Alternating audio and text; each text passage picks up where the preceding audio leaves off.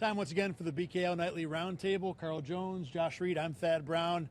Bills and Steelers, but of course the topic number one is internally here at One Bills Drive. The wide receiver merry-go-round continues. Elijah Moore is gone. Brandin Cooks is in. How much of an impact can this brand new receiver make, maybe more than the last couple? Why not?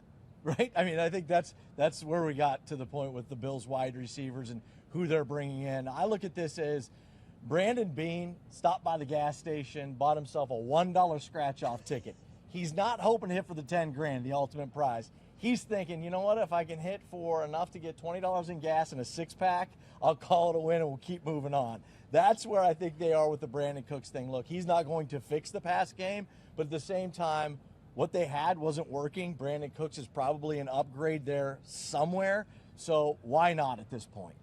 I have very little to no expectations, and it's not because I think that Brandin Cooks is a bad player. I just think that at this point in his career, he is who he is. He's a player who's, has been a third, fourth wide receiver over the last two seasons. But most importantly for me, I felt as if that they've had players on this roster who are solid, decent, maybe nothing that you want out there on a full-time basis, but they haven't been maximized. I think even a Josh Palmer is having a worse year this year than he did last year in Los Angeles. I think that obviously looking outside of the building, and Matt Collins is doing much better now in New England, and then Elijah Moore didn't work out here. Curtis Samuel was his own thing because of the injuries. I'm just more concerned about the players that they already have here or that have come and gone. They haven't been fully maximized. So that's where I'm at with the Brandin Cooks thing. I think it's a great point. I'm kind of with you for sure on the why not try it. Nothing else has worked. The gas station analogy was exquisite, by the way.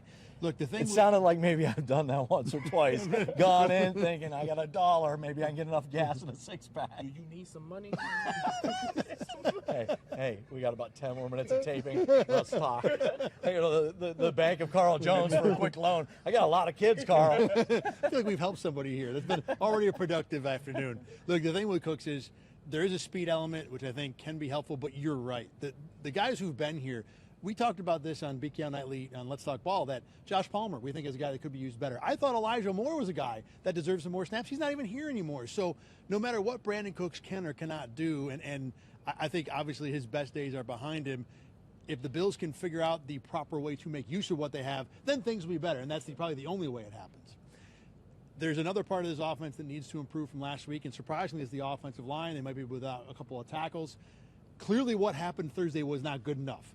Clearly, also, the Texans' defense is a part of that. But after what you've heard today, talking to Josh Allen, Sean McDermott, the offensive lineman, do you feel like whatever went wrong has been sufficiently addressed? Yeah, look, the Texans had Josh running for his life, and the Steelers are not going to be an easy task either. I mean, they're fifth most sacks in the NFL as a team, and T.J. Watt is a game wrecker.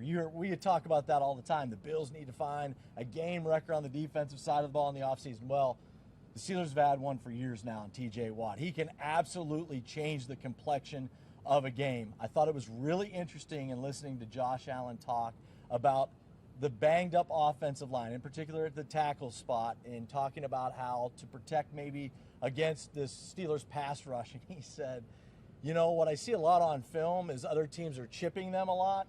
Like, he wasn't asked, he brought that up as like hey, Joe Brady, please help me out here, dude. I don't want another 8-sack performance on me. So I thought that was pretty interesting. I will say the Texans' four-man pass rush where they were literally, and I don't say this lightly, bullying the tackles. And obviously we know now that the Bills' tackles were banged up and were hurt at some point during that game. I don't think that's something that's to be concerned about. Deion Dawkins and Spencer Brown just don't get ran through like that.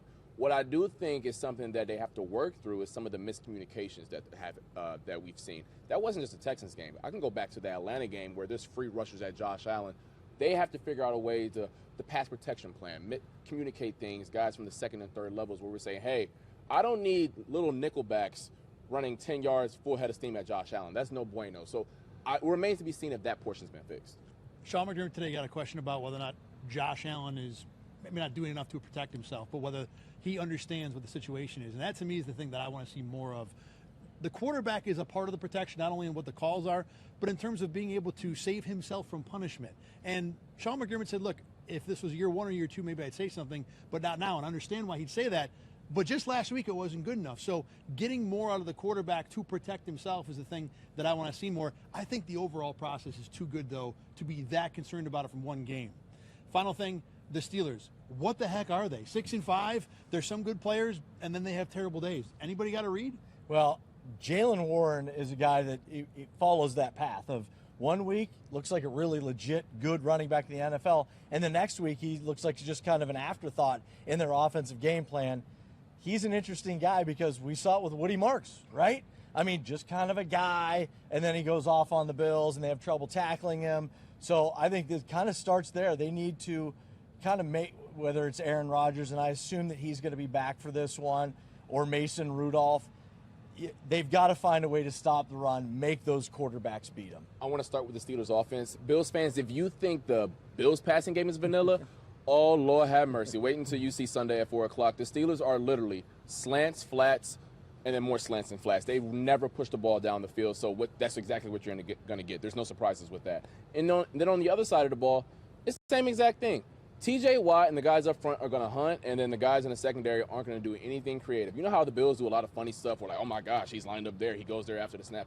Nope. Jalen Ramsey is going to line up right there, and he's not going to move. And I think that if you're the Buffalo Bills, it's kind of a matchup where the Steelers are trying to say, we're better than you. We dare you to beat it. And if you're the Bills, you got to go ahead and beat it. And that's what we saw with the Texans, right? The Texans did the same thing. The Texans said, this is what we do. You're going to have to stop us from doing it. Guess what? It was a long 4 quarters. To your point about hunting, the Steelers are actually number 2 in the NFL in passes broken up. So they're hunting on both ends, both sides of all 3 levels of that defense. The thing about Pittsburgh to me is pretty simple. The only good teams they've beaten, they've done it with 5+ turnovers. So while 5 or 6 in each game total, individually I should say. If that was any other coach, I'd say whatever, just don't turn the ball over 5 times. But Mike Tomlin has the juju magic that you cannot ignore, and that's my main concern for Bills and Steelers this weekend. For Carl and Josh, I'm Thad. Let's go back to the studio right now.